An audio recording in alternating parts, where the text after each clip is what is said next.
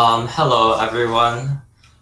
For this activity, we're going to be talking about Californian animals.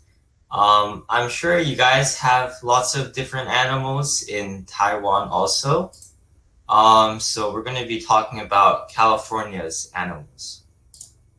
Okay, first, the California quail.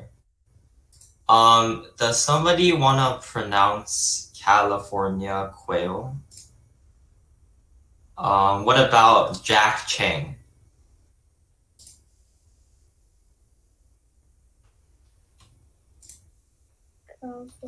Jack Chang?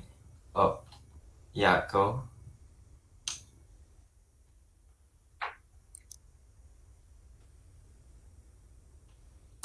Okay, that was good. California quail. Okay, so the California quail is the state bird of California. A quail is basically just a type of bird that lives in our area. It dwells on the ground. Dwells meaning where it lives. Can someone make a sentence with the word dwells? What about Jenny Kim?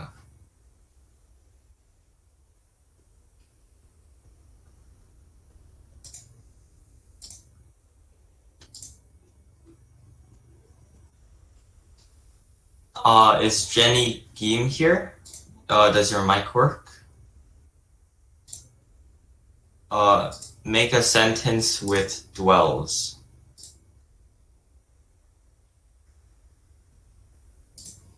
Okay, I guess I'll pick someone else. How about Olivia Chen?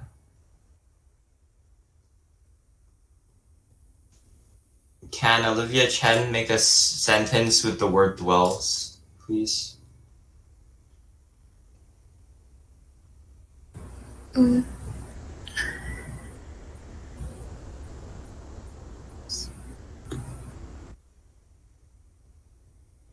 It's okay if you don't know. Just try your best.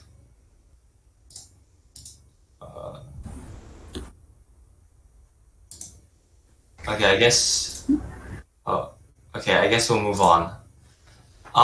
It is smaller than a pigeon with plumes consisting of 6 feathers.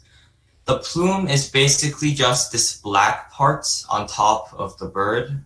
So yeah, as you can see here in the image, the plumes are black in males. So this one would obviously be a male since the plume is black, and brown in females. A California quail's beak is black and white. So the beak is just the front part of the bird, just basically its mouth. These birds are highly sociable and gather in groups of up to 200 birds called coveys. Sociable basically just means that they like to talk to each other and communicate. The quail lays between 6 and 28 eggs each time. So next animal is San Francisco garter snake. Has anyone here ever seen a snake before? Just raise your hand if you have. Okay, so a few people have. What about Kent Chen? You wanna when did you meet meet a snake?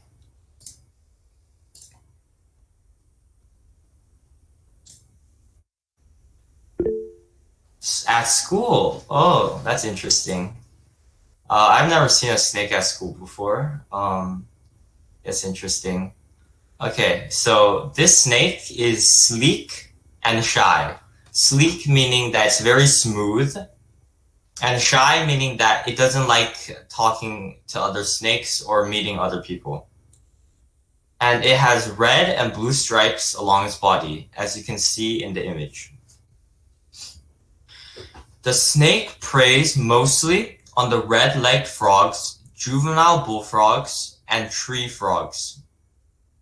It spends most of its time hunting in the swamps and freshwater ponds. The population of garter snakes is estimated at 1,000 or even fewer. Population means the amount of snakes that the amount of an animal or insect that there is in a certain area. It is an endangered species in California. So basically, what endangered species means is that they are protected and there's not many of them left. So they are like protected animals. So it's not allowed to hunt them and stuff. Can someone pronounce garter snake? Actually, I'll just pick someone. What about Ethan? Ethan, can you pronounce garter snake?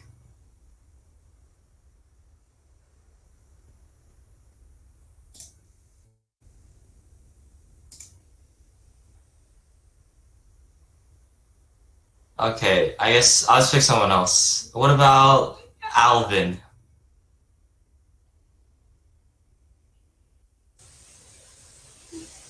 Garter snake. Yeah, very good, nice. So let's move on. So the next animal is the golden trout. The golden trout is California's state fish, meaning that this fish represents California. The fish was first spotted around Lake Isabella. It thrives well in fast-flowing cold waters. Thrives means that it survives very well. Does somebody want to make a sentence with the word thrives? How about Dolly? Is Dolly here?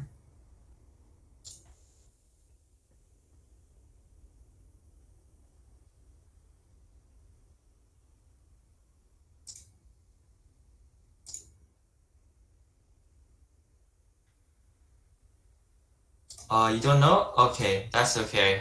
I guess I'll pick. How about Raiden Liao? Can you use thrives in a sentence?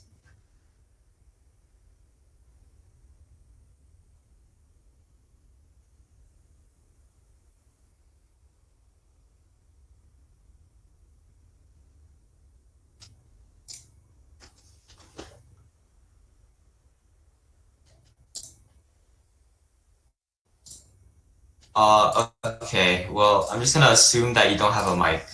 That's okay. They prefer water temperatures of 58 to 62 degrees Fahrenheit.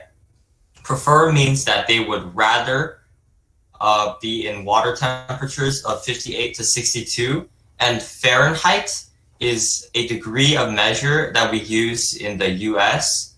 It's the same as Celsius, except it's just a different word.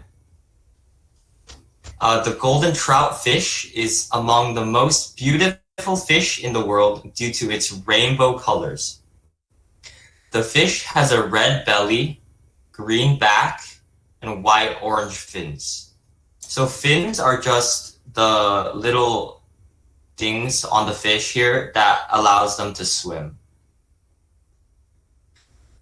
It feeds on insects and tiny shrimp.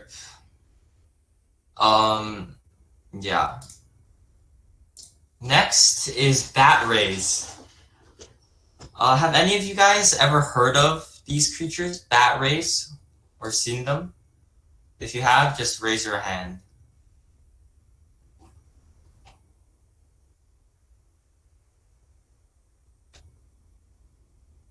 Oh, no one has seen these before? Okay, that's cool. Bat rays are popularly known for their eagle-like look, which is a result of its wing-like fins, as you can see here. So bat rays are usually found in the muddy or sandy environments of Oregon, all the way to the Gulf of California. They can grow up to 200 pounds and feed on small fish, crustaceans, and mollusks. Crustaceans are just animals like crab or lobster. And mollusks are they're just creatures like clams, if you've ever seen one before. Bat rays are often found in aquariums due to their positive response towards the human touch. Aquariums are just places that you can go to and see aquatic creatures. And positive means reacting well.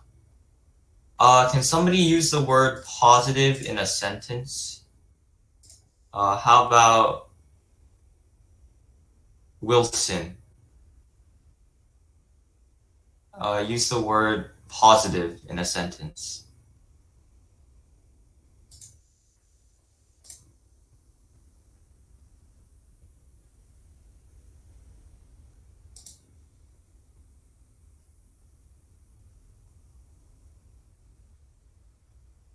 I'll just call on someone else. How about Irene? Can you use the word positive in a sentence? Or if you don't know how to use it in a sentence, can you just pronounce positive?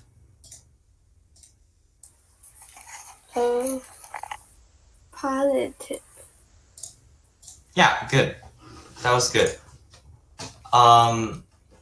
Moving on, next is the golden beaver. Do you guys have beavers in Taipei?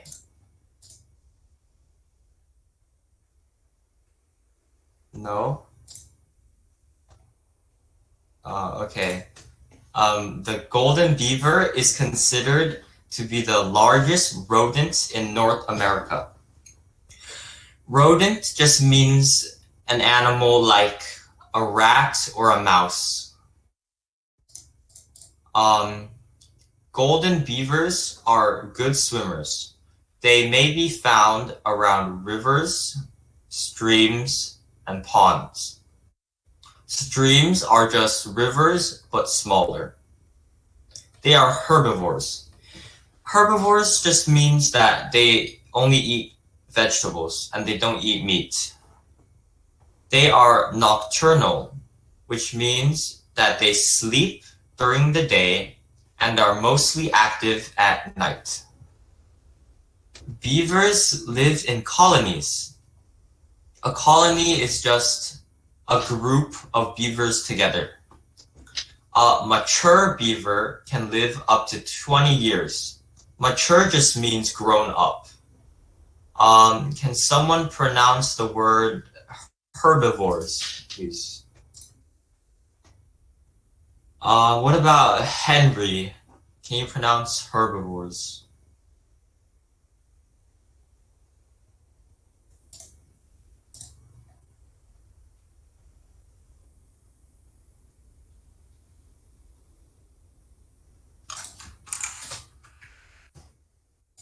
Okay, I'll pick someone else. What about Yoga Lin?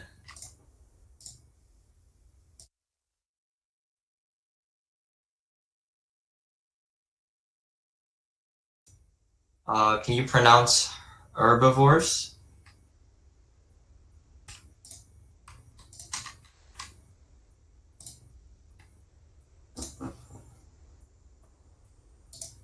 Okay, I'll just move on. Next is the Luminous Millipede. Luminous millipedes are about 4 centimeters in length and live in the southern parts of California. Have you guys ever seen a millipede before?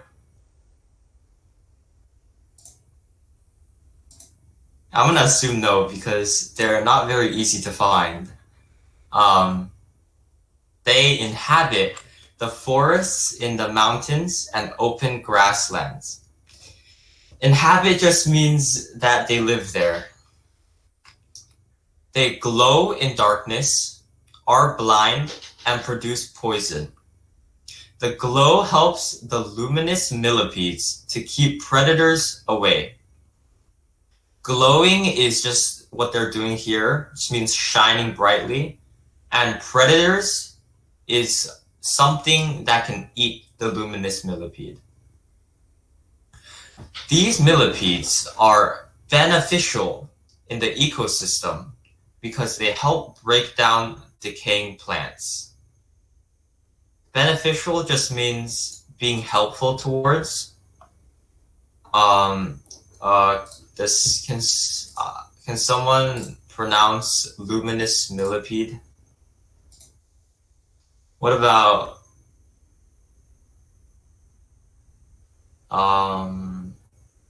Grace? Can you pronounce luminous millipede? Can you say the word again? Sure. Luminous millipede. Luminous millipede. Yeah, good job. That was very good. Next, how about I'll call on someone to pronounce beneficial.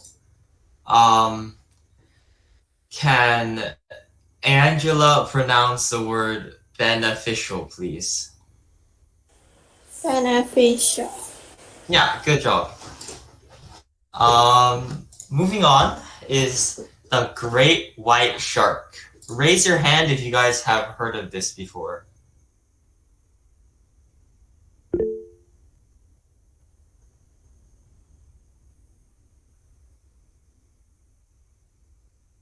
Yeah, I see a lot of people are raising their hands.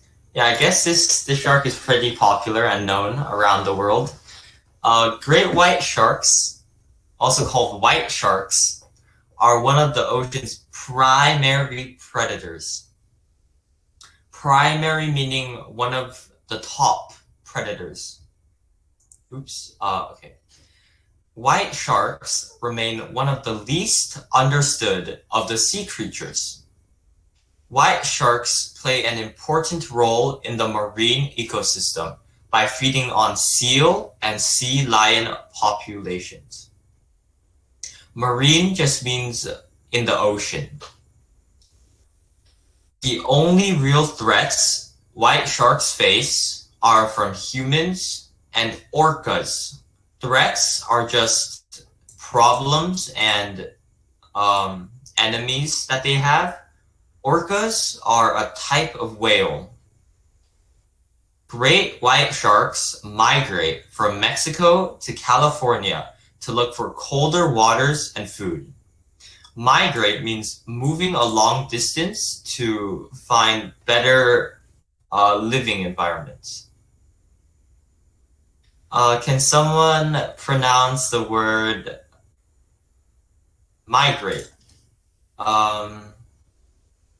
How about Lin Ho Chun?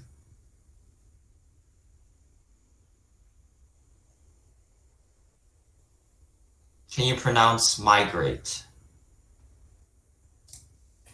Okay, what word?